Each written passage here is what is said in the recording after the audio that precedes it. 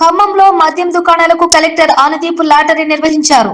ఉమ్మడి జిల్లా వ్యాప్తంగా 204 మద్యం దుకాణాలకు గాను 8352 దరఖాస్తులు వచ్చాయి. లాటరీ సందర్భంగా పోలీస్ శాఖ ఆధ్వర్యంలో గట్టి బందోబస్తు ఏర్పాటు చేశారు. ఈసారి గతంతో పోలిస్తే దరఖాస్తులు తగ్గినట్లుగా అధికారులు చెబుతున్నారు. లాటరీ ప్రక్రియ పారదర్శకంగా నిర్వహించినట్లు కలెక్టర్ ఆనదీప్ తెలిపారు.